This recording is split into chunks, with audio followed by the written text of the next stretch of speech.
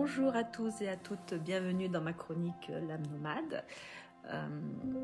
Alors, en tant que psychanalyste, je vais tenter de répondre à une question que l'on m'a posée. Ai-je une explication au fait que les êtres humains détruisent leur environnement ? Cette question paraît presque naïve parce que la réponse elle est évidente, on va le faire par ignorance, par avidité, intérêt économique. Et pourtant, ces explications ne suffisent pas. Nous le savons. Nous savons depuis longtemps que la planète se réchauffe, que les océans s'asphyxient, que l'air devient toxique, irrespirable. Et malgré ce savoir, nous continuons. Donc, pour la psychanalyse, ce paradoxe, c'est-à-dire savoir et faire quand même, ce n'est pas un accident. Il est au cœur du fonctionnement psychique humain. D'abord, avec nos mécanismes de défense, nos mécanismes de protection, c'est facile d'aller à un endroit qu'on sait dangereux et de l'ignorer quelque part. C'est ce qu'on appelle le déni. Donc le déni n'est pas l'ignorance, c'est un mécanisme qui permet encore une fois, de savoir sans que cela n'ait de conséquences. Je sais, mais quand même, voilà, ça n'a pas de conséquences. Je sais que cela détruit, mais je vis comme si cela ne me concernait pas, comme si ce n'était pas vraiment réel, pas encore, pas ici, pas maintenant. Voilà le déni. Et puis il y a aussi ce qu'on appelle le clivage. D'un côté, j'ai un discours écologique, moral, et de l'autre, dans mes pratiques quotidiennes, je n'en tiens pas compte. Je suis capable de faire cohabiter ces deux registres sans trop de conflits. Ça aussi. Mais oui, la psychanalyse va plus loin et ça devient peut-être même plus inconfortable. Elle pose l'hypothèse qu'il existe chez l'être humain une part fondamentalement autodestructrice. C'est très dérangeant. C'est-à-dire une tendance inhérente à notre condition humaine à attaquer, même à attaquer ce qui le soutient, c'est-à-dire à scier la branche sur laquelle on est posé.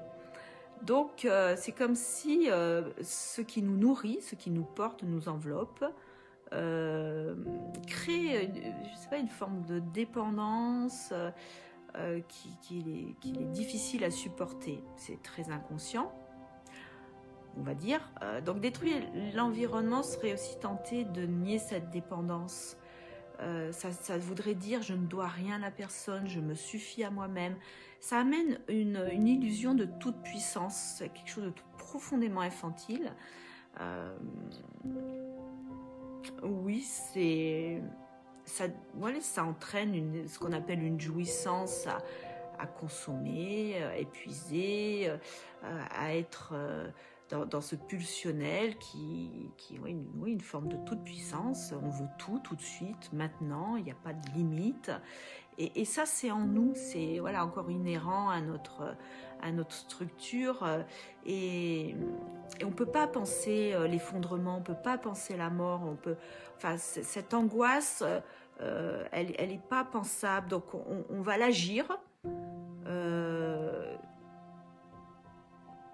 On va l'agir et on va faire comme si ça n'existait pas, plutôt que de la symboliser, notre finitude, notre précarité, notre vulnérabilité.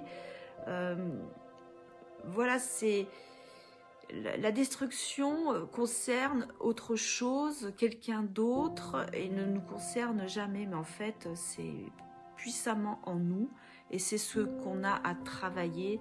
C'est quel chemin je prends. Connaissant ce pouvoir-là, cette toute-puissance, cette défense, ce mode défensif, comment je peux prendre un autre chemin pour être dans le symbolique, la créativité, quelque chose qui permettre de sublimer, en fait. C'est ça le chemin, c'est ça être sujet de sa vie et renoncer à cette toute-puissance qui fait renoncer à cette destructivité, qui amènerait à prendre conscience de quand on va trop loin.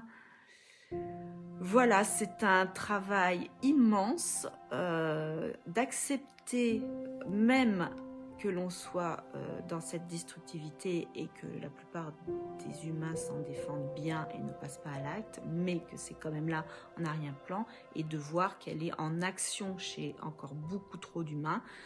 Je pense que c'est le défi de ces années-là. C'est le défi de la mutation, de la transformation, de ce pulsionnel vers l'alliance. Merci de m'avoir écouté et à très vite pour une nouvelle chronique.